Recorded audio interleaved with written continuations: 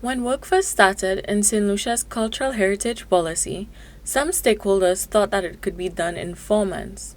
Over a year later, the policy is going through its final stages. Esther pointed to the need for continued diligence and thoroughness as the policy moves forward. The primary purpose of our meeting here today is to conduct a review of the work done to date. Back in 2023, a volunteer working group was established under the auspices of the Office of the Prime Minister to embark upon this journey. I recall that the working group intended to complete the task in a short time frame of about 4 months. But as you would recall, I cautioned that though commendable, this may have been a bit too ambitious. But we are here today. A little over a year later, you may be tired, but I'm sure you feel gratified with the accomplishment thus far. The draft policy aims to safeguard cultural artifacts, traditions, and practices for future generations. It emphasizes the importance of protecting material symbols like architecture and artifacts, as well as intangible elements such as traditional music and storytelling.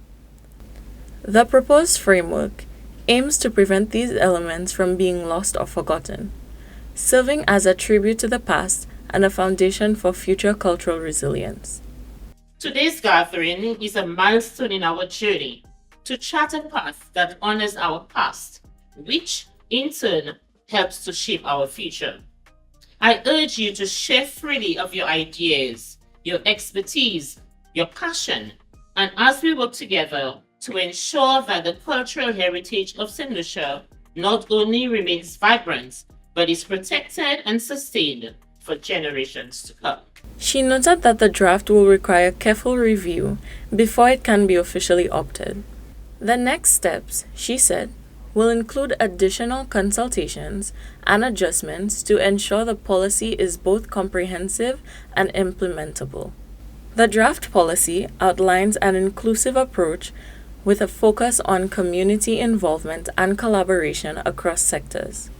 We want a policy that not only addresses the challenges of today, but to also anticipate the opportunities and threats of tomorrow. I wish to remind you that today's consultation is just the beginning. You would have noted that you will be reviewing the zero draft of the policy. The expectation is that your inputs will trigger a review of the document into what will emerge as the first draft, which will be used to engage with stakeholders across the country, refine the policy based on the feedback we receive, and work towards its final adoption. But beyond the policy itself, we must remain committed to its implementation. Protecting our cultural heritage is not a one-time undertaking. It is a continuous endeavor that requires dedication, collaboration. The meeting marked an important milestone in the journey towards a finalized cultural heritage policy, and Rigobert was optimistic that with further refinement, the policy could soon become a cornerstone for Saint Lucia's cultural preservation efforts. For Choice News Now, I am Kunice Baptist.